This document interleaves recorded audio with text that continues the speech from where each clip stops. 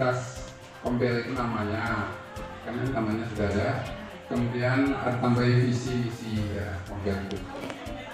Ya nanti ya. Ini kan belajar visi ya, tambahin. Jadi penjabaran dari misinya itu nanti indikatornya 1, 2, 3, 4 indikator. Jadi minimal 4 misi. 4 misi itu minimal 4 kegiatan yang harus dilalui. Nah, terima kasih Saudara untuk sambutan dan masukannya dari masukan kita yaitu Bapak Handowanto. Selanjutnya pemaparan kritikan hasil observasi dari guru yang sudah melaksanakan supervisi.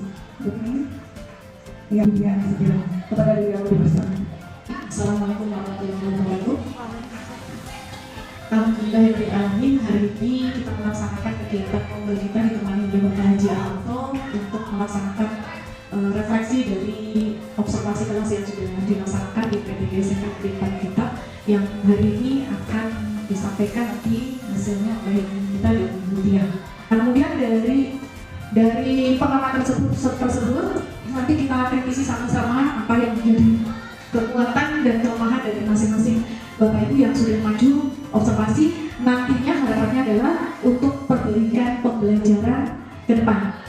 Hari ini saya akan sedikit presentasikan hasil supervisi yang sudah saya lakukan pada hari Senin tanggal 9 kemarin pada jam ke-4 dan ke-5 mata pelajaran Bahasa Indonesia dengan materi teks pidato persuasif menganalisis struktur dan kaidah kebahasaannya.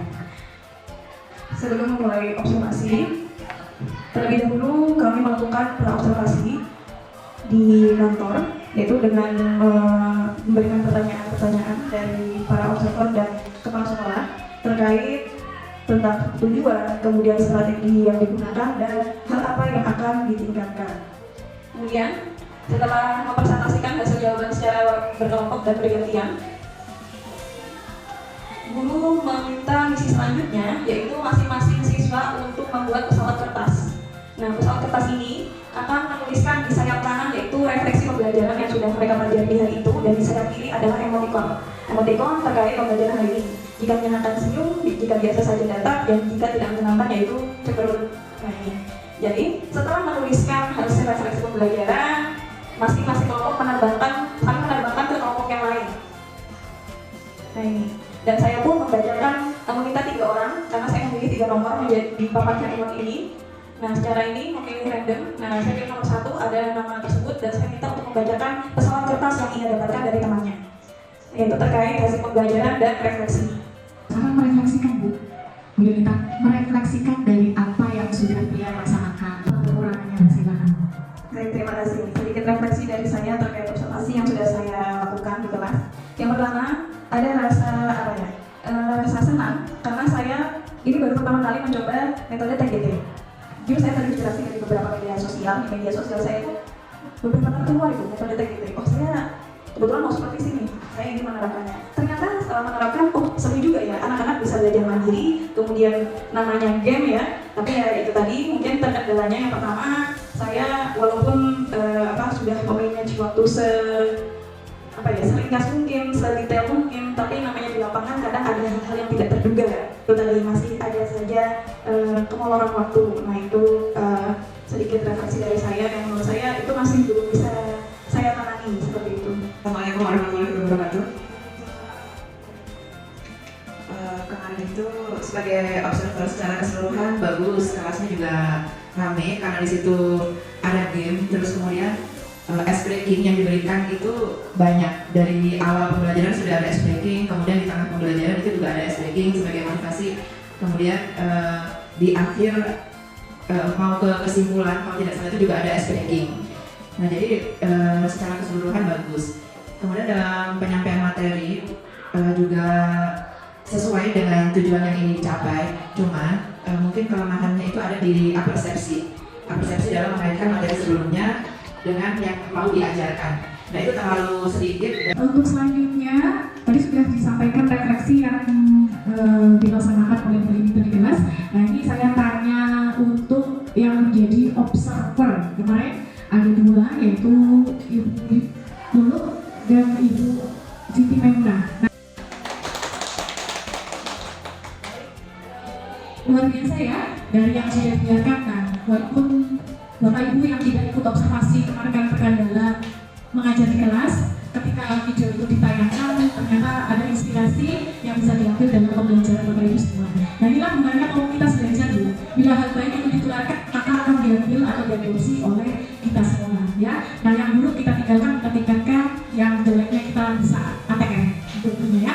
Kalau cukup sebelum kemudian kita isi dulu. Sama juga ngantuk ya. Nah, kapuk duluan, kapuk siang, kapuk siang dulu ya, sama ya.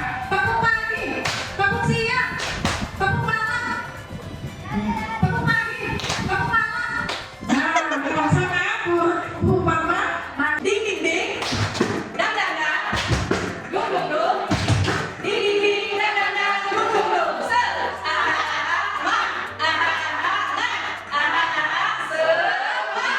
Sampai Bapak Ibu terima tepuk kasih. tangan buat kita semua. Terima kasih banyak dulu sebelumnya Ibu. Kemudian di praobservasi ini saya menjelaskan mengenai tujuan pembelajaran yang akan saya laksanakan di kelas, yaitu di kelas 9B mata pelajaran prakarya. Untuk tujuannya sendiri saya pembelajaran ini mengenai kerajinan bahan keras. Jadi saya akan misalkan ini gitu diharapkan bisa nanti menganalisis bagaimana proses pembuatan kerajinan bahan keras dan memilih produk bahan apa yang akan mereka gunakan jika ini membuat kerajinan bahan keras, dan di hasil akhirnya nanti bisa membuat rancangan bagaimana membuat produk kerajinan bahan keras. Kemudian di praobservasi sendiri juga saya menyampaikan area pengembangan yang ingin saya capai, yang pasti untuk sesuai dengan IPMPM yang sudah dipilih kemarin, dan strategi apa yang saya persiapkan. Kemudian saya juga melakukan observasi dengan memberikan pertanyaan komentif dulu, kemudian menanyakan apa sih minggu kemarin pembelajarannya, kemudian kira-kira dikaitkan juga dengan pembelajaran apa kegiatan sehari-hari mereka. Jadi karena materi saya tentang kerajinan bahan keras, saya tanyakan kepada mereka, apakah kalian sudah pernah nih membuat kerajinan bahan keras, kemudian apakah di rumah kalian ada kerajinan bahan keras gitu. Untuk aktivitas pembelajarannya sendiri, itu yang pertama saya menjelaskan bagaimana materi tentang kerajinan bahan keras ini. Setelah itu saya itu sebenarnya rencananya mau memutarkan video, namun kemarin itu terkendala, sama seperti yang hari ini suaranya tidak terdengar gitu. Jadi anak-anak kemudian di akhir nanti saya berikan link untuk video itu, jadi mereka bisa melihat nantinya.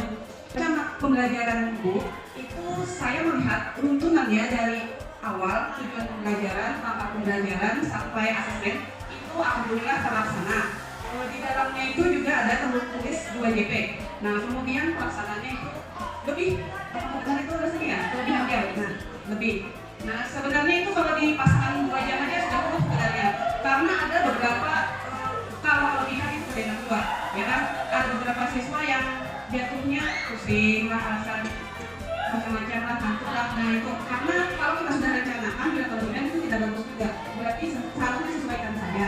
Yang pertama, saya soroti yang ada itu yang di awal saya lihat itu terkendala di medianya.